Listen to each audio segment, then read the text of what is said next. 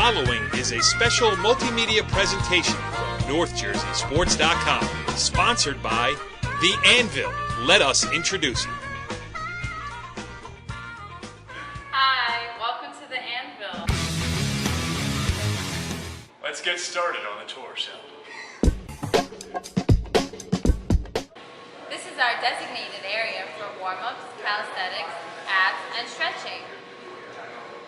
Dan, maybe jeans aren't the best idea. If I can't get ripped, at least my jeans will. We have 60 by 100 feet of turf area for you to practice with your team or play with your friends. We have parties and field rentals. We can do basketball, baseball, softball, hockey, lacrosse, or the age-old gym favorite, dodgeball.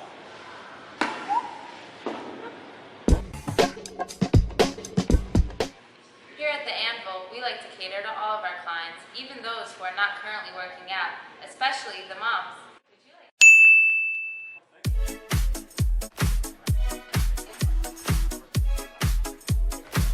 Enjoy. Thank you.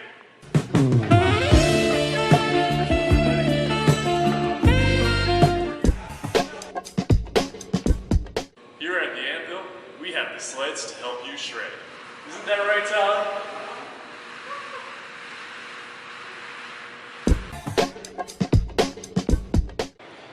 Here at The Anvil, we make dreams come true.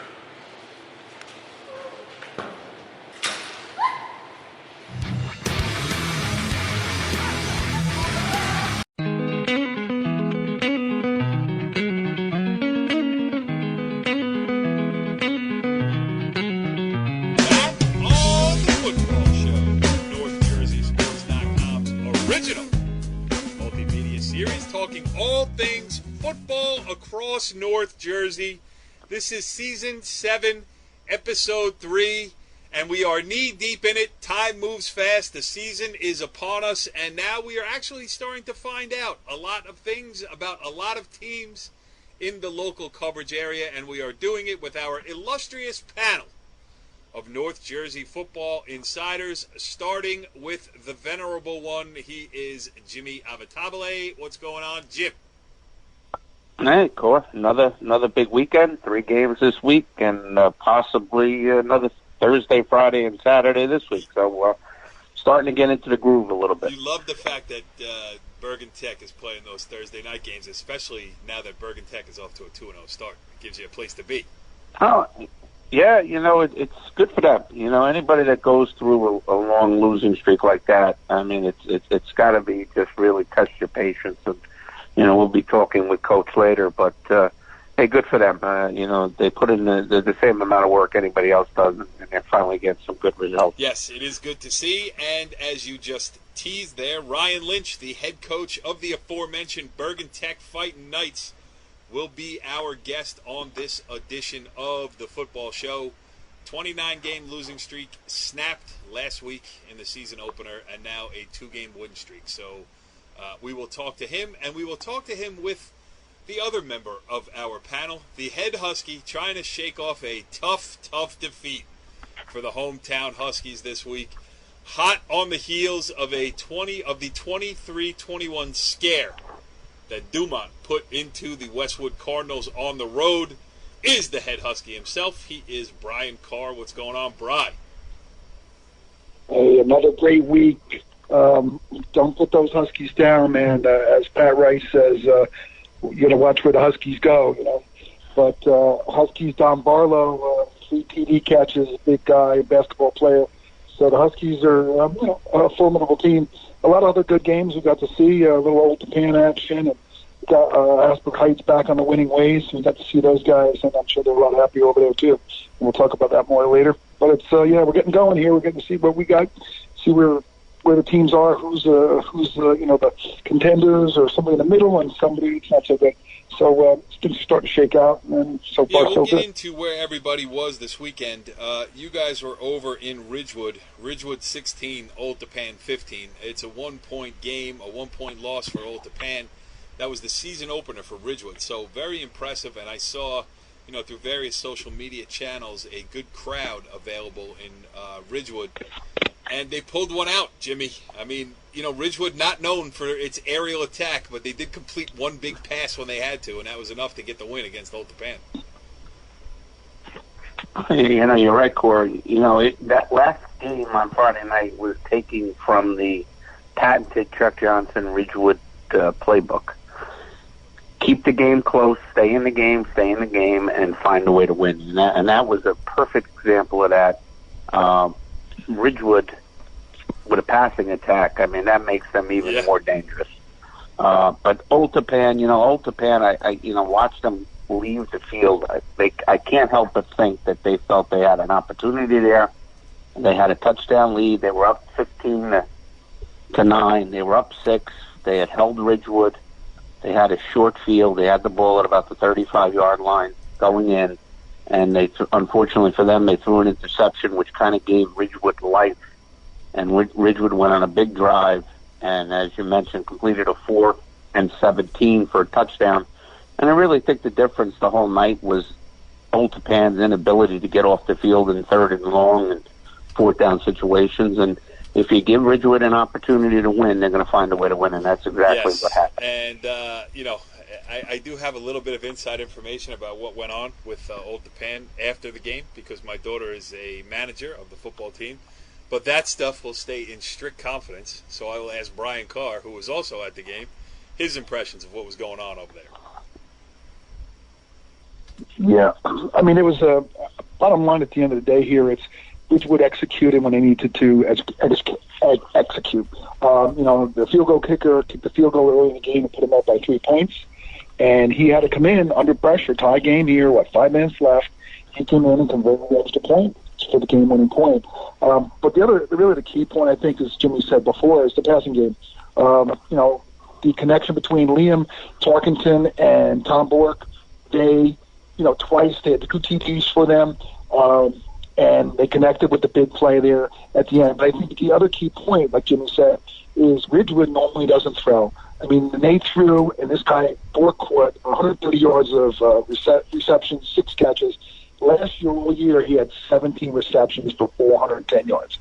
So, and he 4 TDs last year. So almost, like half the season's, catches, touchdowns, receiving yards. So it's a big difference, and that makes them dimensional because they're known for their running. So, we, like Jimmy said, stay in the game, and like Jimmy said too, Old Tappan had the chance, up by a score, and just couldn't keep the deal. So, but one thing on Old Tappan now, you're going to be able to get right back at it if they can, get up to the task. They have Wayne Hills visiting them up in Old Tappan, so that'll be another test for them really quickly. So a lot of challenges ahead for them, and Ridgewood off to a good start. They have a challenging schedule as well. So a lot of good games there, Corey. That's a good game, and good games moving forward. I was at a not-so-good game on Friday night. 42-0 Demarest defeated Pascack Hills, and I haven't been to a Pascack Hills football game in many a year.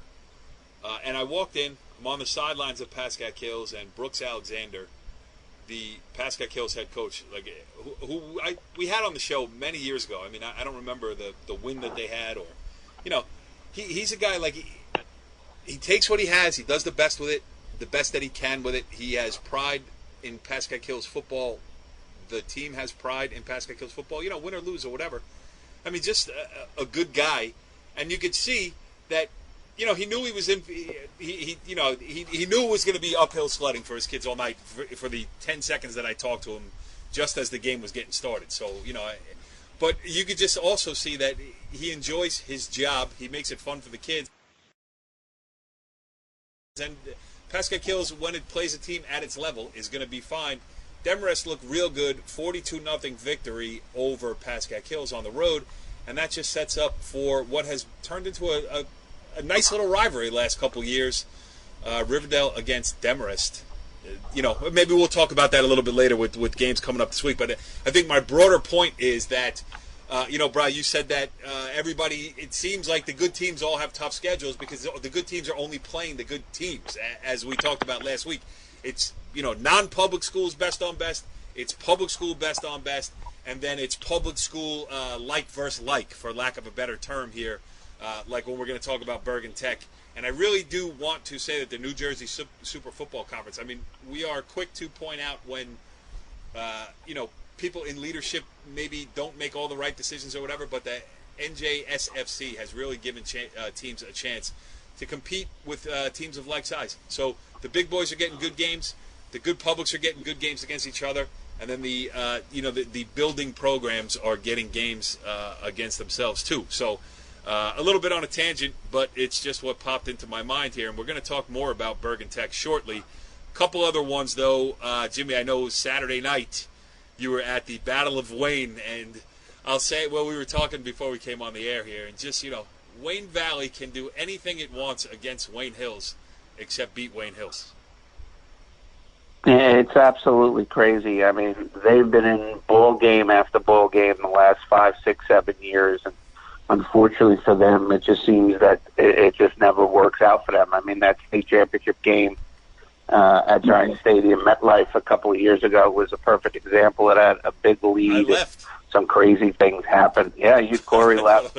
Some crazy things happen, and Wayne Hills wins. Last year, with a more talented Wayne Hills team, Wayne Valley has the lead, and then Lack the other night again had opportunities and just couldn't cash in. And you're really starting to feel sorry for them. They have to be scratching their head at this point and saying, hey, what do we have to do? I mean, I'm sure Coach Roger Cutlars is overanalyzing every move they've made, and you just hope for them and those kids that they do get that opportunity again down the road and possibly come out with the W. Yeah, I mean, just what can you do? You just wait till next year and try again, or see them in the playoffs and try again. That's all. A couple other ones I want to mention from this past week.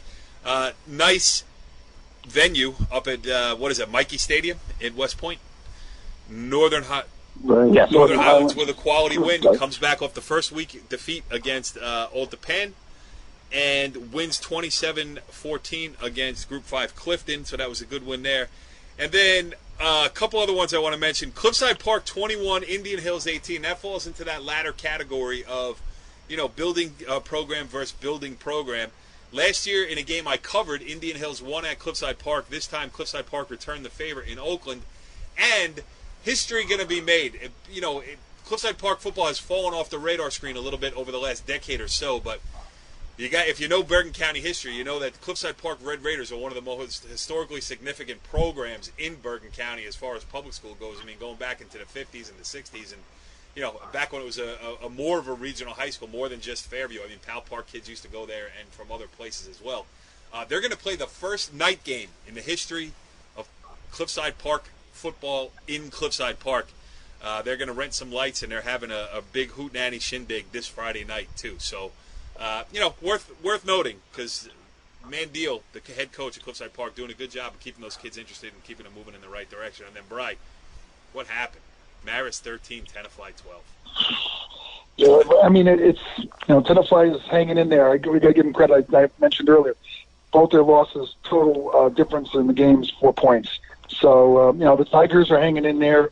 I happened to drive by the field today as I circled around home, and I see the Tigers out in the field working. So, the kids they come out to play. They're trying to win, and, their schedule's going to get better here in the next year. They get into that Ivy program. So, the Tigers are right there. Hey, let's talk about another team that's, back on Pascack Valley, yes. Team up and coming right now. Just 2-0 for the first time since 2015. A big win over Dwight Morrow, 42-14, and they have a nice running back there, Jake Williams. He rushed for almost 100 yards and 14 leads for them. The reason I mentioned this game too is because I'm interested in their match this week. They're going to take on the Paramus Spartans. Last year had their best year ever, and if you don't mind, I'll mention Paramus without cutting you off if you want to mention something on Valley. But Paramus had a very difficult game. They happened to play their first game against Parsippany Hills, and it wasn't too pretty, and they lost. And the Parsippany Hills went on to play Riverdale. We'll talk about that later. But Paramus went up to Mahwah, and they struggled in the first half. They were down 13-7 at halftime.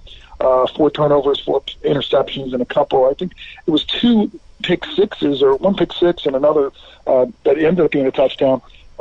So that Paramus really struggled in the first half, but really rolled in the second half.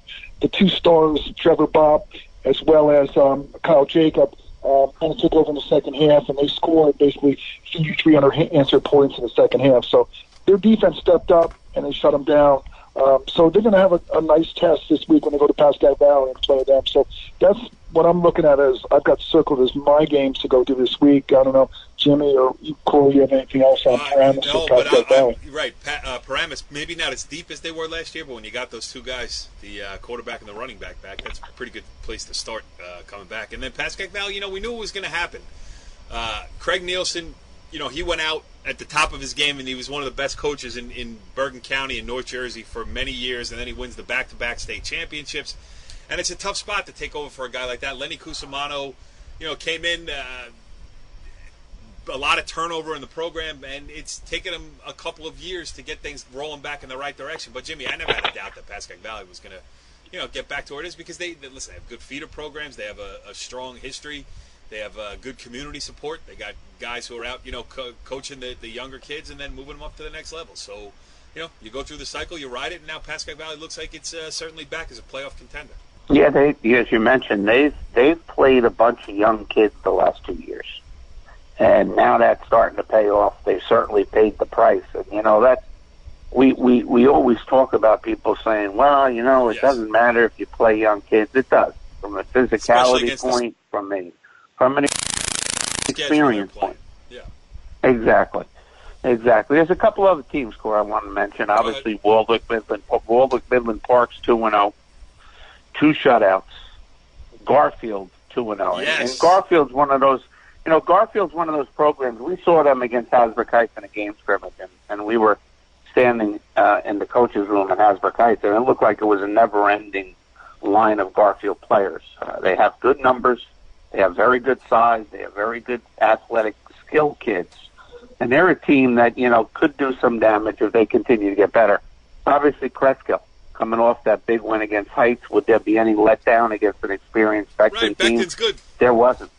Yep. Yeah, Beckton's solid, and they came out with flying colors. So they're 2-0, and a couple of teams, Passaic Valley, Chet Parlavecchio, big win. Chet Parlavecchio, the high school head coach of Lenny Cusimano. Yes, from Passaic Valley, yes. When they had success. Yep. The big win over a Lakeland team in week 1 that put up big points. So, Coach Parlavecchio, they were always going to be tough. They were always going to play defense. Passaic Tech is 2-0. They won 2 games last year. They're 2-0. They won a big game against Hackensack. So, they're on the uptick. So, a bunch of teams that are 2-0 that are really playing some good football. Yeah, and it also goes to show you that, it's so hard to get a grasp on what's happening in the preseason about who's going to be good, who's not going to be good. You just got to let a couple weeks play out. And then now it's like really fun because, you got Demorest Riverdale this week. You got Old Tappan, Wayne Hills this week. You got Pascack Valley, Paramus this week. And that's just in this little quadrant of, northern Bergen County here. There's a lot of otother games in the NJIC too and places like that where a lot of interest and different teams. That's why I'm really looking forward to talking to Ryan Lynch here in a couple seconds. You know what? In fact, why don't we get to that now? We have an interview that Brian Carr did with the Hasbrook Heights coaching staff as they bounce back against Saddlebrook this past weekend, but we'll save that. Let's do the live interview. Let's welcome in the guest this week. He is Ryan Lynch, and he joins us on the Anvil Performance Hotline. Coach, thanks for joining us here on the Football Show. Hey, thank you for having me. I really appreciate it. I'm happy to be here. Well, we are always on the lookout for good stories, interesting stories, feel-good stories. Your Bergen Tech Knights fulfill all of those right now. Certainly a feel-good story, man. I feel great. Our kids feel great. We all feel, our staff, everybody feels phenomenal right now, We got a little steam. But every day's a work day, I'm going to turn you over to Jimmy because Jimmy is a former coach, a high school coach, and he knows the grind. And Jimmy, I assume, well, I know you do because we've talked about it, the respect that you have for Ryan Lynch and his program here, just gutting things out. So why don't you go first? Yeah, Coach, you grew up in Cedar Grove where success was there every year. You played for the legendary coach. Certainly was. It really was. Yeah. You won as a coach. You won as a player, obviously.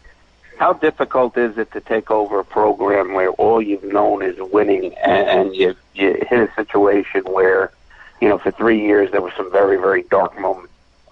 Well, you know what? The way I really look at it is my time over at Cedar Grove playing and coaching there, what I really learned, what we really learned was perseverance. That was always the main, that was always the main theme. And when things get tough, football has taught me a lot over the years. And if it wasn't for football, myself and my team really wouldn't have been able to persevere through some of the things that we went through, So, even though earlier in my coaching career I might have been on a staff with a very successful team, regardless, every day you have to. What I learned from those older guys was to approach every single day exactly the same, regardless of the team's record coming up, regardless of anything. So it's really what I learned from that was the whole perseverance and dedication thing.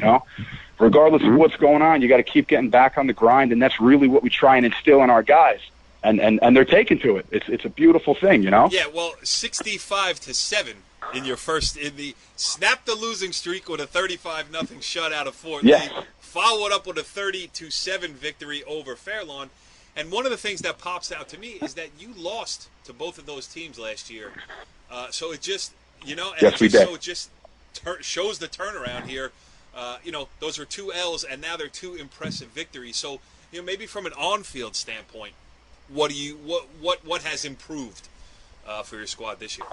Well, one of the big things that's improved, we're approaching things, kind of back to my roots. We went back to our wing T offense, and it's really about ground and pound. We're really trying our best to control the clock.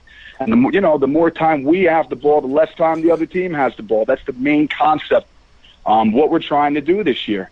My staff has stuck around through everything as well, and we really have become more organized, but everybody is gelling and meshing at this point. These guys, these seniors now, all came in my first year. I took over, and they were all freshmen, and they have all bought in, and they all understand the system, and they understand what we're trying to achieve here. On the field, as long as we have the more we can have the ball, and the more that we can control the clock, the more success that we're going to be able to have. As opposed to, we went through a variety of different offenses since I've been there, and it feels good to be back to something that I know really well, and we're able to execute it really well. That's one of the big differences this year. It's really a grounded pound. I mean, we don't throw the ball too often, but we have 5 very viable running backs, and it's all dispersed through each guy. Every guy, we have 40 yards, 50 yards, 60 yards out of each running back, and it's a great thing to be able to rotate these guys around, give one guy a breather, get another guy in, and offensively, our offensive line, a lot of these guys have been starters for 3 or 4 years. They're learning the concepts. They're learning how to play football. They're learning how to play 4 quarters. They really got their freshman, sophomore, junior year. I mean, really the first 2, they took a lot of bumps and bruises. They were 13-year-old kids playing against grown men, basically. So one of the big things that really stands out in my head, if I took over there and had a lot of horses, and I had a lot of guys that were stud players, I would not, and my staff, we would not have been able to learn as much as we did. We all became better coaches because when you're in a position, when you're in a position every week going up arguably some of the best public schools in the state of New Jersey, you really have to explore every option there is to try and find some sort of success.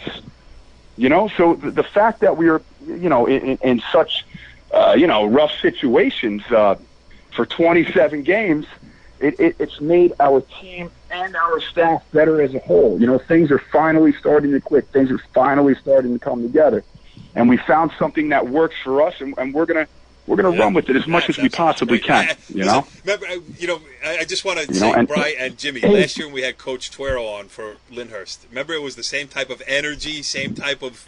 Yeah, I feel it again. That's right. Yes, Coach Tuero, he's actually one of my best friends. I speak to him almost daily. Brian. Well, that's a good guy to model yourself. Great guy. Yeah, he's Mr. Energy, Coach Tuero. Yeah. Mr. Energy. We found Richie last year. We had him on, and we were in a few of his games on the sideline, and he's infectious with his positive attitude and the kids. So you know what? One thing you didn't tell us about, Coach. You mentioned a couple of your players. I know Francis Gargiulo had 3 touchdowns against Fort Lee. Yep. I know Mika Bradley had some big run in that game as well. Tell us about some of the names of some of your players and some of the guys that have been with you these 3 years and now are really stepping up. Sure. Now let's talk about the O-line first, because that's you know how it is, man. That's those are the guys that are really getting the job done. If it wasn't for the offensive thing, the success that we're having.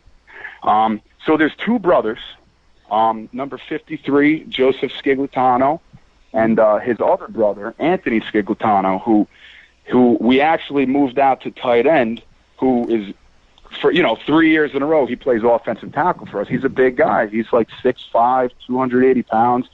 But, in our offense, it's so important to get a huge down block. We bumped him out. So having him and his brother are very, very important. They're both very tough kids. They're very intelligent football-wise. And Joe Sciglitano's really he's really the leader on the offensive line. If there's ever any sort of question or any issue, he's the guy my other guys look to point him in the right direction, to correct something that's wrong. So it's almost like having another coach on the offensive line. Our center, Blandino Oliverio, he's a 3-year starter as well. Then we have a sophomore playing offensive tackle, Jason O'Hagan, and he started as a freshman last year. And these guys, Jason, as a freshman, he stepped up so much for us last year, and he had to play like he was a senior, Yeah. And now he's a sophomore, but he has grasped everything that we could ask him to do. These are the type of guys, when we ask them to do something and when we're coaching, they are 100% coachable. These are the type of guys that you want to have under your wing when you're coaching. They really take what we're telling them and they understand what's going on. It's so nice to have a group of guys that can grasp what's happening. Then I have another first-year starter at guard, this Anton Emelianko. He was actually a fullback for us last year for the JV team, but he stepped into a big role this year. He came down to play offensive guard, and he's getting the job done. And we have another first-year guy playing offensive tackle, Diego Rivera. And without those guys, those other backs wouldn't be having the success they're having. But those backs that we have are very talented. We have Frank Gargiulo. He's another type of kid. I can't say enough good things about these guys. He's a kid. He'll run through a brick wall for you. He's tough as nails. He never complains about anything. He's been moved from position to position over the past few years, depending on what's fit our offense best. All these guys, they've been bumped around a lot. A fullback to guard, a tackle to tight end, a guard to center. And no matter what we do, they always come back and just say, I just want to do what's best for the team. Back-wise, we also have Bradley Micah, who played for us his freshman year, but he's a very talented wrestler. So we were lucky to get him back this year. He took a few years off to focus on his wrestling career, and he was itching to get back to football. He's a big guy, man. He's like 6'1", probably 190 pounds. He's a load. He's the perfect wing T fullback. And another fullback that has been starting for us for 4 years, senior Rostik Fedorko. So we rotate both these guys in. They get their breathers, and they're both just as effective. They're both just as intelligent. They both understand our offense. So it's such a great thing to have 2 fullbacks that are going to get the job done regardless of which guy that's in. We also have Tanner DeRiso at one of our other halfbacks, number 1. He's been around for 4 years as well. He's another 4-year starter. And we were also very lucky to get another freshman in who's going to be who's going to be a big-time player for us in the future. Number 22, Caleb Ree. So offensively, we have all those guys. They all mesh well together, and they're all a super tight group of guys. So, they hang out after school. They all care about each other. They care about what's going on. Now, of course, then we have our quarterback, number 3, Evan Nicholas. He's been starting for us since he was a freshman. This is his second year starting at quarterback, though, and he's a leader. He takes command of the huddle, and he's a very intelligent kid. He goes to Bergen Academy. He's very sharp. He's great with the offense. He's great with understanding football play, the coverages, the blocking schemes. It's great to have some of these guys that they're so sharp and they're able to understand the schemes and the concepts of what we're doing. So if something ever changes in front of them, a different alignment, before we even go to a halftime adjustment or get into it with them and talk about it with them, they almost are able to make the adjustments on their own. It's a sharp group of kids, Coach, it's great having guys like that. How has it been, like numbers-wise, where, even some of the most successful public school programs are down numbers-wise? Not all of them, but a lot of them. Yeah.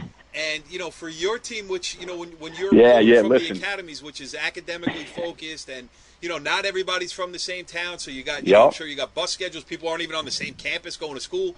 So all of those things, how do you keep numbers up, and how do you get kids interested in the program? That's I'm glad a lot of people don't realize that, having 4 campuses. So now every campus has to get bused to our central location at Hackensack for the field. So, we get on the field a little bit later than everybody else. Numbers-wise, we're lucky this year. I have a big crop of freshmen. We have about 16 freshmen that came in this year, which last year I might have had 5 or 6. When I took over 4 years ago, I think I had 29 guys to start, 28 or 29, and slowly over the past few years, we've built the numbers little by little. All from rapport of the coaches. Three of my coaches teach on campus, and every one of those guys, all of our coaches, but especially the guys on campus, they have such a good rapport with our kids that kids want to play for them. They want to go out. They want to be coached by these guys. So it's like a conundrum, because we've had little success over the past few years, but we were still able to grasp a few more kids, get a few more guys to come out, strictly on rapport that these guys have. It's so important for my coaches to have a good relationship with our kids, to be their coaches, and that's where we've been. That's how we've been kind of growing little by little. But when you start to have a little success, more and more people want to come out and play. So now, we had a little success the first 2 weeks, and a few freshmen decided they wanted to come out and play now. And that's really what I'm hoping for over the next few years. If we continue to have a little success, we're really looking to build the program. And like you said, our school is, especially Teterboro and Hackensack campus, it's very, very competitive academically. Yeah. But and you're not getting any kids in saying, hey, this kid could play tackle for me, get him in the school. That ain't happening. Yeah, no. I wish it would sometimes, Right. But it's all, and listen, academics are always first. You know how it is, and that's the way it should be. But the nice thing is, I always tell my guys, and kids that are coming out that are on the fence about playing, I'll see kids with the, in the winter conditioning, the spring conditioning, guys that play baseball, basketball. I always tell them, why can't you be intelligent and athletic? There's no reason why you can't be intelligent and athletic. They do it at Harvard. Yep. They do it at Yale. They do it at Princeton. You know what I mean? Yep. So now I'm hoping with some of the newfound success we've had, we'll be able to build the program, because I'm really looking to stick around. I love my job. I love where I'm at. I love the group of people that we're with. I love the coaches. I love the kids. So I'm in this for the long haul. So we're trying to put as much work in as we can with what we got, And now the next 2 years we'll be going into the Ivy Division in the Super Conference. Right. So I'm hoping we could continue to have some success and to continue to build the program, because we have, I mean, I might be wrong here, but we have close to 3,000 kids in the district. We have a lot of people that attend all four campuses. So that makes us a Group 5 football school, but then you look at the football numbers. But, like I said, the beautiful thing, man, is that it's growing. And our entire school, every athletic program has become so much more successful, even over the last 5 years since I've been at Bergen Tech for 6 years, and every coach there is doing such a great job. It's such a nice thing to see that every program grow, and there's no reason why we can't be successful academically and athletically, and that's the big thing that I want these kids to understand, you know, because you can do both. Jimmy, you got another one for the coach? Yeah, Coach, obviously you mentioned those kids that stuck through it for 3 years, the seniors now 4 years, but if you can, talk a little bit about your staff, the guys that have been there with you week in and week out. Some difficult times. I'll bring up my defensive coordinator first. He's a very good friend of mine, another Montclair State guy who played with myself and Richie Tuero. We're all friends. So Michael Goff, he was at Lyndhurst for a few years with Coach Tuero, as a matter of fact. And then when I took over, he came over by me to help me out. And he's another guy, just like our players. He could have, any one of these players or coaches, I mean, we're talking about coaches now, they could have bailed at any time. You know what I mean? They could have bailed, they could have went somewhere else. And I'll tell you what, they've all had plenty of opportunities. So Mike Goff, he's our defensive coordinator, and he does such a great job with our kids. He knows his schemes. He knows a lot about the game. We have a very, very knowledgeable staff. I have another coach that I coach with, Steve Lastra. He is our quarterbacks coach, and he spends a lot of time with our quarterbacks. They have their meetings. I share an office with him, and he did some time over at Paramus. He was at Fort Lee. He was at Ridgefield. So that's another guy with so much knowledge behind him, and it's great to have. Then I have another guy, Eric Van Bokel, who has been around the coaching circuit for a long time, and he's such a great coach to have. So when I'm working with the offensive line, I know that I could put my faith into these guys with the quarterbacks and the running backs because we're all on the same page. So Eric Van Bokel was at Paramus for a while. He was at St. Joe's for a long time when they were running the wing T. So it's good to have him on staff because we think alike, and he knows what I'm thinking. When myself, Coach Lastra, and Coach Van Bokel are on the field, it's almost like we complement each other really well. It's such a nice thing to be on the phones with those three guys. Coach Goff, he's on the phones also with Coach Lastra up in the booth, but he's on the defensive side of the ball. Sometimes I don't like to talk to Coach Goff during the games. He's one of those guys. I love him. But during the games, sometimes we stay 30 yards away from each other. We do this show from 3 different locations. We don't like to be in the same room together either. That's part of being a team. Yeah, I hear you. So you know what I'm talking about right there. We kept him here for a while, but you got the last shot. Oh, I'm sorry. I also have Coach John. I have another guy, John Martin, that's been on staff for 5 years. He was with the old head coach as well at Bergen Tech.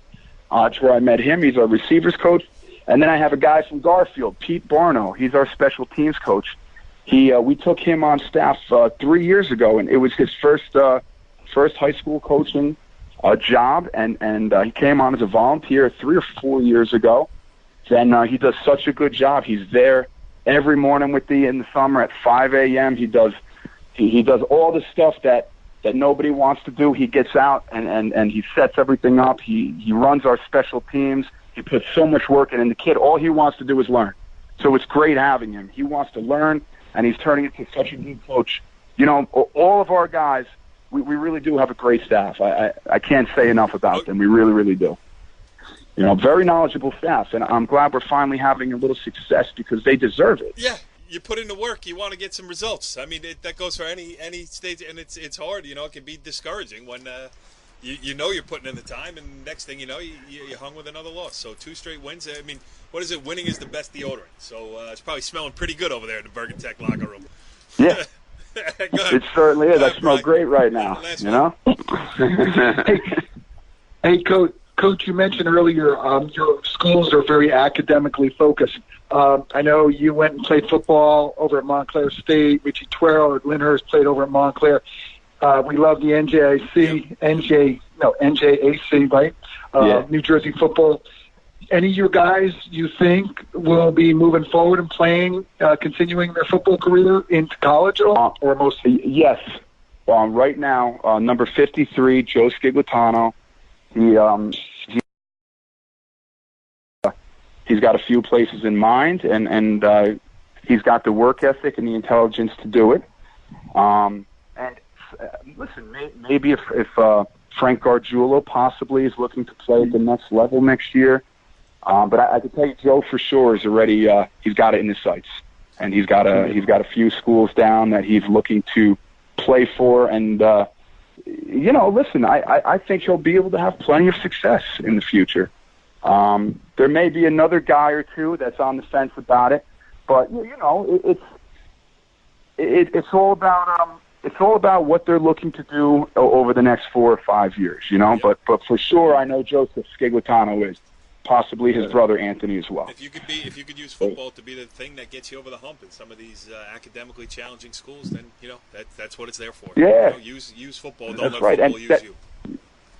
Yeah, and that's what I know. That's what Joseph's doing. He's a very smart kid, and he's looking at a lot of very smart schools that he could absolutely get into because he's a very intelligent kid, and he's got the football skill to do it. And it's nice to have that. It's been a while since we've had a guy that potentially could get out there. Yeah.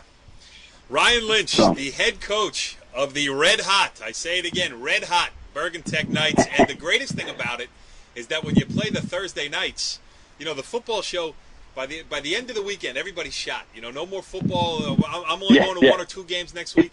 Then, Monday happens, we do the show. Tuesday, everybody rests up. Wednesday, they start looking ahead. Hey, what games we got this week? And then Thursday, bang! So I have a sneaking suspicion you may see Jimmy Avatable, Pat Rice, and Brian Carr on Thursday night down there at the county park that you call home. So if not, though... Yup, Riverside County Park. Go. But if not, this was great having you on. I am glad that we introduced ourselves to you. We wish you continued good luck. It's a great story. And, go get him against Eastside this week. Good luck, Coach. Thank you so much, guys. Thank you so much for having me. I really appreciate it. And I enjoyed talking to you. Same here, for sure. Have a good night. Wow, that was great stuff there with Bergen Tech head coach Ryan Lynch. I mean, I had never spoken to the gentleman before, and it's things like that. You can hear it oozing, Jimmy. The guy loves high school football. He loves the work that it takes to be successful, and seems like he's loving the success that's come with the hard work, at least through the first 2 games of the season. No question about it. I mean, this is his 4th year as the head coach, and they've gone through some very difficult times, and they're finally seeing the light at the end of the tunnel. Very similar to Coach Tuero down at Lyndhurst. Yep. Very, very emotional, very excitable, and kids pick up on that. Yes. And good for Bergen Tech. They certainly deserve it. Yeah, no, really, really good stuff. All right, so that's Bergen Tech. Let's see what else we got here. And what we do have is, as we mentioned earlier in the show, you two boys, as well as the great Richie Ballgame Barton, were all on hand on Saturday afternoon in the high grass behind Saddlebrook High School to see Hasbrook Heights bounce back in a big way. Really, what was a shocking loss in the opening week. We talked about it last week with Cresskill head coach Kevin Quinn. But now all is right with the world, Bri, as Hasbrook Heights is back in the win column. Yeah, Hasbrook Heights made a few adjustments on their line, especially on defense, and that really seemed to, bolt them ahead because they basically shut down Saddlebrook. Saddlebrook didn't get a first down in the first half. They had to lose a quarterback in the first series, but the offense of Hasbrook Heights was just rolling. There was really pretty much no stopping them except for themselves. They fumbled the ball. It would have been over 35 points at halftime. they would have had 40 points at halftime if they didn't fumble going in one more time.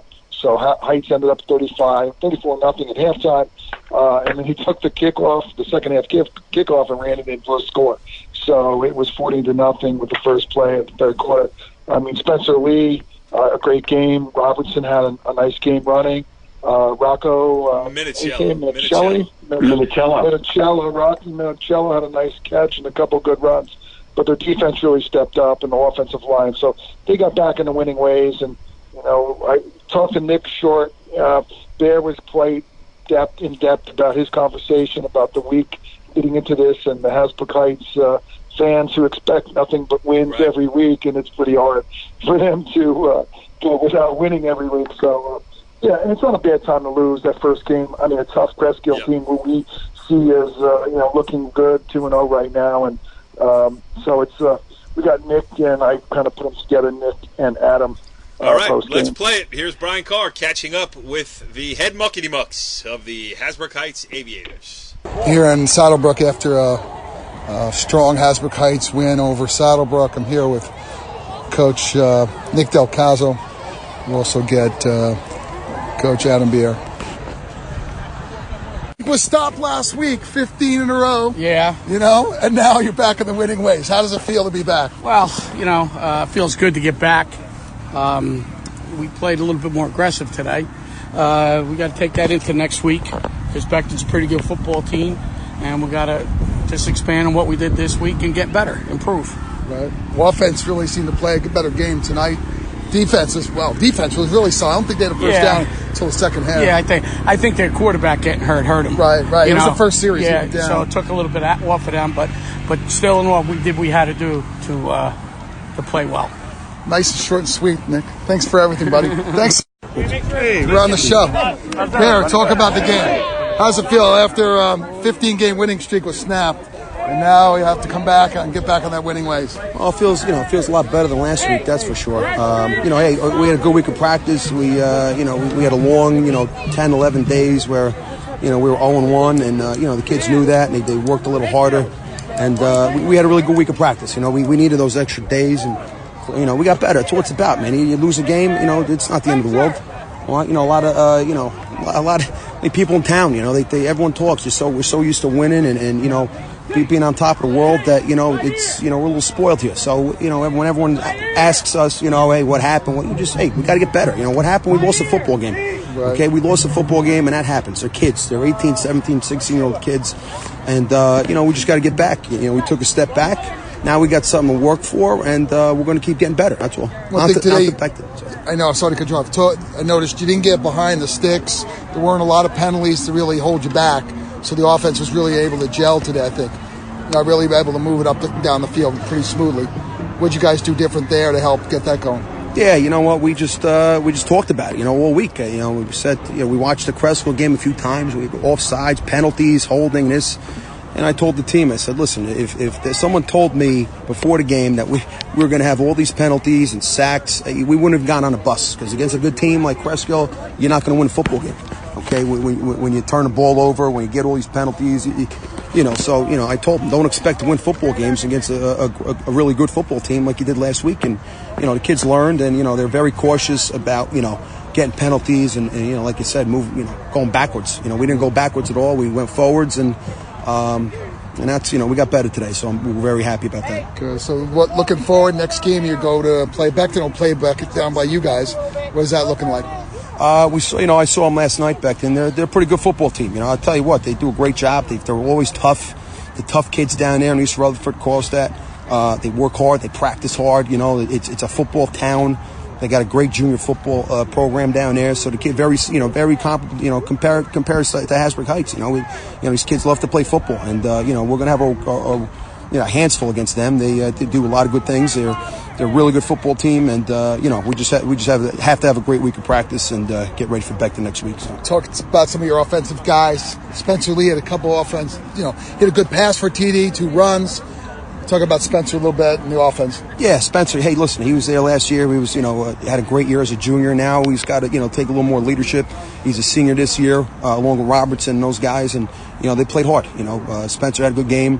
He fumbled the one time at the end, inside the 10. But it happens. He'll learn. As a senior, you still learn as a senior. He's still an 18-year-old kid, but he's coming around a lot. He had a great week of practice himself. He was very vocal this week, and that's what we need. Okay, we need guys, our seniors, to step up and carry the young guys. They were the support cast last year. Now they're the cast. So. Right. They got they're the leaders. Yeah, they're the leaders. That's it. Got to lead. All right, Coach. Thanks a lot. You got it. Enjoy. Good stuff there, Bry, in that interview with Adam Vieira. So Hasbrook Heights, and as you mentioned, it's so true. Like they won 15 straight games. They won back-to-back state sectional championships. They won an NJIC title in there too, I believe, right? And they lose a game on the road to Cresskill to open the season. They don't even know what they have yet. They lose Josiah Purdy, and now all of a sudden it's like, oh my God, Hasbrook Heights lost. It can happen. So there's a lot of expectations, and it seems like they got it figured out as no surprise to anybody. All right, let's move on here. Go ahead. Hey, one other NJSC. Yeah, go ahead. Corey, another NJSC. One team we didn't mention earlier is Park Ridge continues to roll despite their injury to their quarterback, their star player Vincent Pinto. So they've got some other players to step up. They had a big game against Wallington, a 41-14 win. They have Justin Wagner, who really stepped up, who's filling in for him, and he would rush for 160 yards, 3 TDs. They just really are doing very well. And then once he gets back, they are going to be even better as a team. So up there, Tom Curry Jr. is doing a good job keeping that team going, and they were pretty solid last year. And so they look for as a team to watch in the NJIC. We mentioned Richie Tuero's team earlier. They had a dominating win over Lyndhurst. Lyndhurst beat Seabucks 27-7. And Peter Portillo had a great game and running like he did last year. I saw he's going to school. Yeah. Where's he going? Northern Illinois? Northern Illinois. He's a walk-on. He was a walk-on out there. They went preferred walk-on, which obviously the coach really, next stop likes him and want to give him a look, but he is a preferred walk-on. They went out there for a camp. That's taking a chance, though. Like, I'm from Lyndhurst. The whole team went up there. What is that? That's like Northern Illinois. I forget the town that it's in. DeKalb? Is it in DeKalb? Somewhere. But, yeah. Probably somewhere like that. You're going to go out there, you're going to get a whole different Yeah. perspective. You're going to see life a different way. Football's going to be a part of it, but school's going to be different. The people you're going to meet there, I just think, those experiences are just irreplaceable, I hope he gets on the field, and I hope he goes on to have a great college career, first and foremost. But second of all, I give the kid so much credit for going into, basically foreign territory. And, he's going to go make a run at it and see what happens. I love it. Hey, Corey, staying close to home there, our friend Andy Howe and his Rutherford Dogs are continuing their winning ways. But I didn't want to mention who they beat, but I'm sorry. It was pretty one-sided. Can we talk about the Dogs, schedule makers here? Before I was giving praise to the North Jersey Super Football Conference, but who do I got to talk to in the NJIC? T.J. Kroenke takes over the beloved Tiger Lions of Palisades Park, Leonia. He's got a bye week to start, and then, bang, here's two-time defending sectional champion Rutherford for your viewing pleasure here. And to boot in Rutherford. Take that, T.J. Kroenke. Now, the Tiger Lions did get into the end zone. They scored a touchdown, which puts the T.J. Kroenke era, in my book, off to a good start. And he's a guy that I want to have on later this year. I was saving him till, they're going to be. I feel like they're going to be a little bit more competitive this year. And maybe if they play a close game, hopefully win a game, we'll have T.J. Kroenke on this year, because this is a guy who likes to build things. He took over the Woodridge wrestling program right when they split from Hasbrook Heights, and I do pictures down in Woodridge, and the first year 6 or 7 kids on the varsity wrestling team. Last year he could just about fill out a varsity roster. Things are going in the in the right direction that way, and he took over. It's a huge rebuilding process in Palisades Park. I mean, it is not a town that's ever been known for football. I mean, they have 2 state championships in school history. One was with Mark Cieslak in 1979. The other one with Jason Miletic in 1991. And that's it. So, many guys have come in and said, I'm going to turn this around, I'm going to do this, I'm going to do that, and T.J. Kroenke's going to, Dave Schulman did a great job taking him to Giant Stadium, which was probably the best season in the history of Palisades Park High School football, when they went and lost in the North 2 Group 3 state sectional final. I mean, Pal Park and North 2 Group 3 is a joke, but Back now, TJ Kroenke's going to take his swing at it, and I hope it works out well for him. All right. Thank you for bringing it up, Brian. I guess it was I just talking about Andy Howell. We talked about Andy Howell earlier, Yeah. So, thanks for calling off the dogs, Andy Howell. I appreciate it, pal. We'll get you back on the football show this year. Hey, do you want to talk about my beloved Huskies? They went out to play Westwood, a very good Westwood team. I always want to talk about your beloved Huskies. A challenging game, but our friends at WCTV did the game, and I was able to go and watch it after. So I was kind of excited after I got to watch the game because the Huskies were down 23-7. I was happy that they got the game close. When I watched it, I was pleased and I was happy that they fought. This kid that if you haven't heard already, the wide receiver Dom Barlow, he's 6'7". He's a basketball player making his debut in football. Hoops last year. Very good athlete. Yeah. Debut, he had 6 catches for almost 100 yards.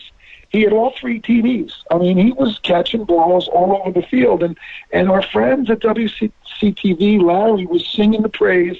They got to get the ball to him more. And their running backs, they've got a good stable. And by the way, I won't mention this, but I have to mention this. I did cruise by their practice today and was just watching from the distance. I did watch from the distance.